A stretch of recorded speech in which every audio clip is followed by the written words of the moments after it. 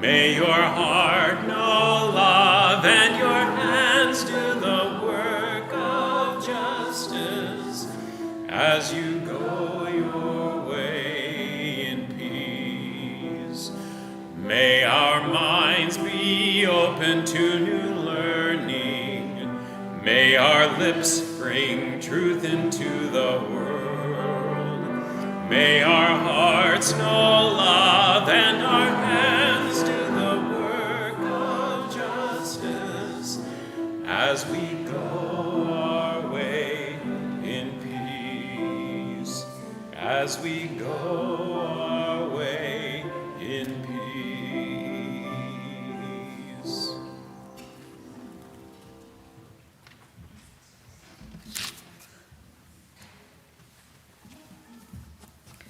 I want to invite Joey forward to introduce our Split the Plate.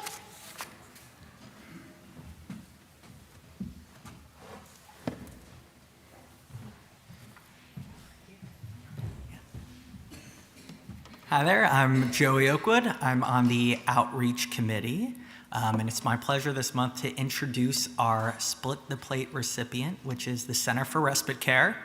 And Tyler is here from the Center for Respite Care to tell you all about it and what a great cause it is. Here's Tyler. Go ahead. Thank you so much. Yes. Thank you so much for having me today. My name is Tyler. I'm the new Chief Advancement Officer at the Center for Respite Care. So I actually just joined the center. This is my first little mini speech on their behalf. I just moved here, so I'm grateful to be here. So you'll have to bear with me a little bit. I don't usually use this many notes. I want to quickly note that what an honor it is to have my first time advocating for our guests, to be amongst a group of people who care so deeply about social justice and vulnerable members of our community. I did a deep dive on your church last night, and I am so grateful that this kind of community exists in my new community. So thank you for having me. So for those who are not already aware, the Center for Respite Care is a 24/7, 20-bed medical facility for people experiencing homelessness over the age of 18 who need a place to recover after discharge from a hospital or other medical institution. More than 6,000 people experiencing homelessness in Greater Cincinnati are forced to sleep in a place not meant for human habitation on any given night. Imagine being homeless and finding yourself in the hospital, recovering from surgery or serious illness, and being told it's time to go home. Where will you go? Who will help you with the care you need to fully recuperate? How will you get back on track and find housing and a place to heal and to be able to truly course correct your current situation? Who is going to connect you to those vital resources needed to thrive? I don't think many people realize that for many of those we serve, their illness and complicating conditions often preclude them from being discharged to the shelter system or other supportive opportunities. No one's laundry list of medications are going to be properly managed on the street or at the shelter. You cannot do proper wound care. You cannot be monitored for serious systemic infections or complications. You can't recover from your heart surgery or receive chemo or, God forbid, palliative care. That is where we come in, and I'm so grateful that this center exists for all our friends who are unhoused. So for more than 1,800 people since 2003, the Center for Respite Care has been that home. As the only medical respite in the tri-state area serving people experiencing homelessness, we are doing our best to assist the other amazing organizations like the one that Joey works at in doing this work to reduce chronic homelessness in our community. Our programming focuses on two main pillars, so medical recovery and case management. So each new client meets with our medical team to develop a recovery plan. There's a fundamentally educational component to this process, so our goal is to help clients learn about their own acute conditions and how to effectively manage and treat them. So understanding your symptoms, medications, the complicated aftercare instructions that often come with a lot of our guests' illness, and the importance of making sure that we are continuing to connect them with their healthcare providers. A key program component is assisting clients in securing benefits, establishing a medical home, and effectively using these tools to prevent recidivism in the emergency room and at hospitals. However, it's not just about a client's physical recovery. So we use an extensive social needs assessment, our case managers do, to work diligently to make sure our clients have the opportunities throughout their stay to navigate local supportive services. So our clients can be connected to one of over 60 different opportunities and at our disposal to make sure that we are really advancing your holistic recovery. Whatever you need, if it's mental health resources, if it's substance abuse resources, if it's anything under the sun, we're going to do our best to connect you to those opportunities. The case management staff truly bridges the gap between medical recovery and stable placement, making sure that once a client is discharged, they have what they need for self-sufficiency, independence, and a place to call home. And just so you know, that doesn't always mean an apartment or the traditional place. It is wherever is best for you to make sure we're setting you up for the best chance for success. So if that's a long-term care facility or any place that you can receive complicated medical management and ongoing care, we're going to make sure you get there. So I am proud to say that 7 out of 10 clients go into stable placement for over a year after being medically discharged from our physician. So I've worked in this field advocating for people experiencing homelessness for over a decade, and that kind of statistic is amazing. People experiencing chronic illness are one of the most difficult cases to progress, and so I'm really happy that we are able to continue to liaise people to a new chapter. On a final note, I want to say that, what breaks my heart is that for many of our guests, their chronic illness is what led them to experiencing homelessness in the first place. And so I've heard so many stories over my career of people who thought they were never going to be in this position. They never thought they were going to find themselves unhoused, and they just don't know what to do. And none of some of the other facilities have the capacity. They're amazing people. The shelters are amazing here, but they don't have the medical capacity to take care of them. So there's a lot of people kind of left out of those traditional supportive services. I recently moved here from New Jersey. I was the executive director of our county's largest homeless outreach center. And if we had had access to a place like the Center for Respite Care, many of our guests would still be here today. Your dental-induced heart condition should have never gotten to that point. Your inability to pay for your cancer care should have never led you to our facility. And so that's what I'm really grateful for. That's why I joined this mission. I'm so proud to advocate for our clients. And that same sentiment is what brought our staff together. So we have amazing nurses, case managers, an amazing physician who NeighborHub donates their services to us, and a CEO who deeply cares for our community and who I admire more and more every single day. So thank you for allowing us the time to share about our mission today. We are all in this together. Every single dollar adds up. Every single hour of community service and volunteerism. We are always looking for more volunteers to provide meals, client engagement activities, and educational opportunities. So please reach out to us. You can visit us at centerforrespitecare.org or reach out to me if you have any other questions.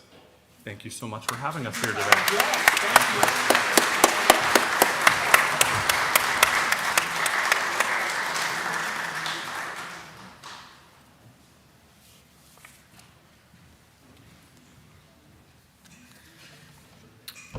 The offering we take each Sunday is an opportunity to recommit to this place and these people. It is as much a ritual as singing together, lighting our chalice, or reciting our unison affirmation. It is a reminder of that form of love we call generosity. It is how we show that we believe it is important to worship together, to help our community, and to say yes to the values of our faith. Thank you.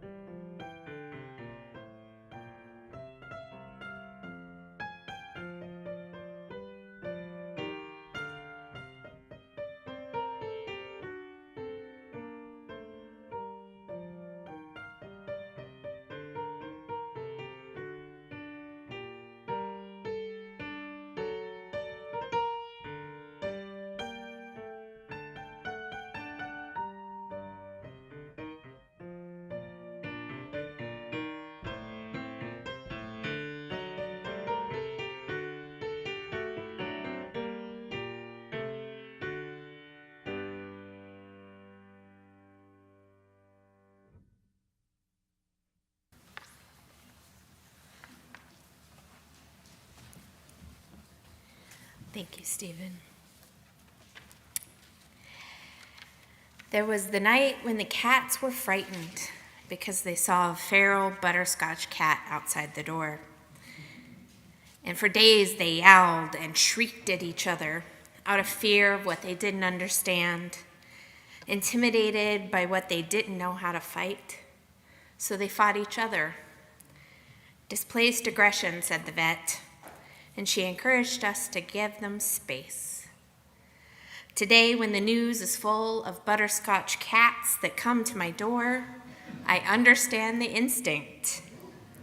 To wail, to caterwaul, I understand the impulse to fight with someone, anyone, to raise my voice, to find my claws, to hiss and arch and attack, in an effort to discharge this aggression that pumps in me, churns like a river in flood stage, filled with debris and mud.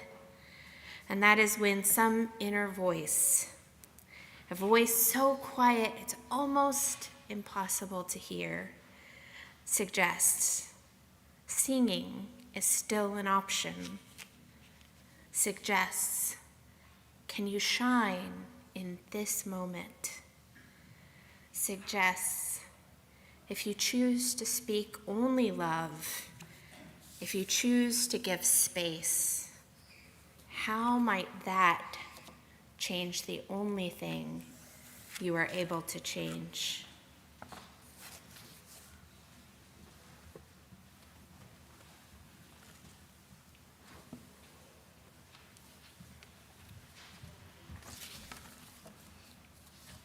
Our second reading is Perhaps It Would Eventually Erode, But, by Rosemary Watola Trummer. That rock we have been pushing up the hill, that one that keeps rolling back down, and we keep pushing back up, what if we stopped? We are not Sisyphus. This rock is not a punishment. It's something we've chosen to push. Who knows why? I look at all the names we once carved into its sedimentary sides. How important I thought they were, those names. How I've clung to labels. Who's right? Who's wrong? How have I cared about who's pushed harder and who's been slack? Now all I want is to let the rock roll back to where it belongs, which is wherever it lands. And you and I could imagine walk unencumbered all the way to the top and walk and never stop, except to discover what our hands might do if, for once, they were no longer pushing. And now we have announcements, which I have to grab over here. Thank you. We have announcements, and if you will take a look in your order of service, you'll see all of the announcements there. They are important. Please read them. And we have the annual congregational meeting happening after our brief lunch today that is brought to us by you.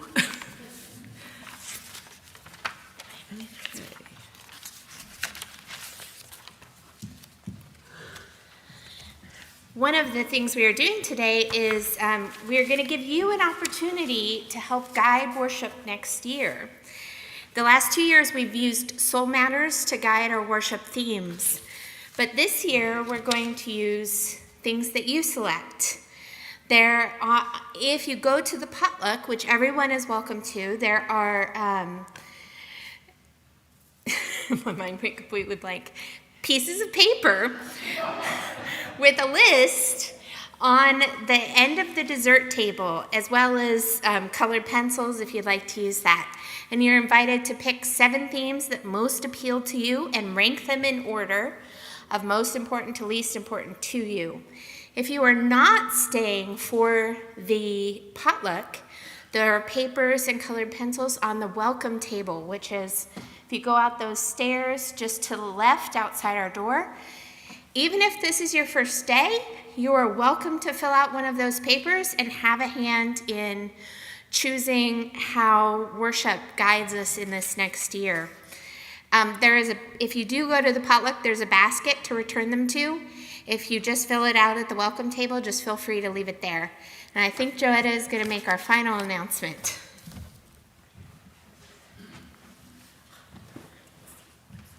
She wasn't there. You didn't see me before because I was still in the back. Just a reminder that our meeting is very important today, and you can participate here or online on Zoom. The Zoom link is in your little purple handout here, as well as these the QR things. If you don't know what I said the other day, if you don't know how to use these, ask somebody younger than you, right, to find the information, right? We will have a wonderful lunch and then reconvene here 12:30-ish, 12:40-ish, something like that. We're having some tech challenges, so maybe we're past that. I see a thumbs up from the tech deck. Whoa, come on, let's hear it. I mean, seriously. They were here rehearsing for this on Thursday and then came in today and something still got goofy, okay? So that's the life of tech, right? So feel free to enjoy lunch and then come back or go home and participate on Zoom. Thank you. And there is one more announcement. I'm canceling lunch with the minister for the summer, but we are going to do picnic with the pastor. Spoiler alert, same person. That's going to be once a month, and the first one is this Thursday at 6:30. Since the choir is not rehearsing, you can come to the picnic instead. It'll be out front if it's not raining.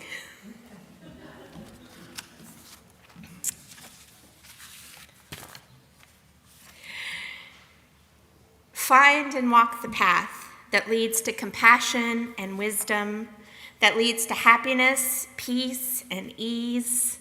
Welcome the stranger and open your heart to a world in need of healing.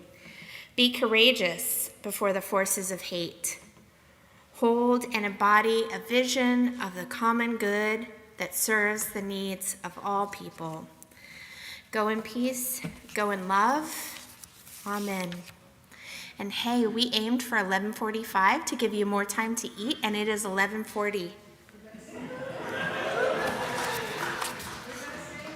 We're going to sing. What are we going to sing? Closing. Where is it? I skipped it. We'll just sing it anyway. 3:45. I skipped it. I was so excited. And we'll still be done before 11:45 or 12. Yes, here we go. 3:45. Please rise and embody your spirit. And that will be the final thing of this congregational meeting this morning. All right, here we go.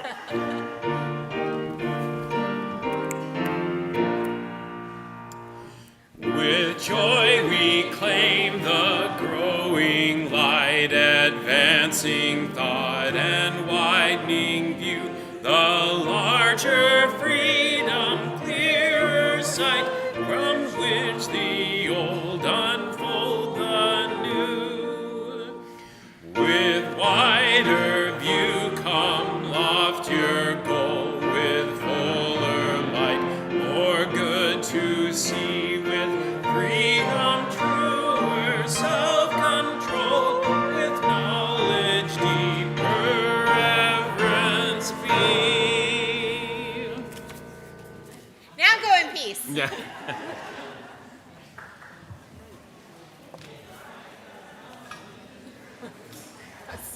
So pumped about getting. Let's skip some. We still made it by 11:40. No, we really did need to skip some. That was a quick one, too. Yeah. Muscled right through it. Well, we didn't have 20 minutes of me talking it. Yeah, no.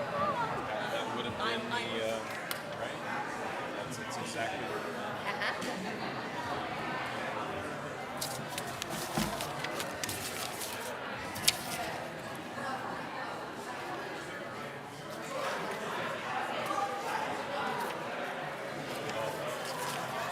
sending out an email. So I am going to Brazil, Okay. which means I will be gone the 15th and the 20th or whatever that day is. 22nd. Yeah, it's 22nd. So those 2 Sundays. We're gonna Sorry, the 13th. No, sorry, that's July. Yeah, 15th and 22nd. We're gonna try to stream the GA service anyway, so it's not a problem. Okay, for Is one Steven of gonna them. be here for the 22nd? Is Steven gonna be here? Yes. Great. Then we're good. Yeah. So I actually only will need someone Somebody to to lead lead the music on the on the 15th. Okay. Cool. And the 22nd right now, you probably don't need me or Steven as the goal. Shouldn't. Right? Okay. Like I'm gonna check with Roberta for sure because they are not releasing it ahead of time. That's right. You mentioned that. Yeah. So I'm gonna make sure that he's comfortable. He feels like we'll be fine just streaming it. Yeah. And then maybe I'll have a backup plan in case the tech's like, nah, fuck you. Yeah, right. Sorry. Oh my God, you totally, completely. At least the mic wasn't on, right? I know, right? It is on. It is on. He just didn't pick it up because they're being too loud.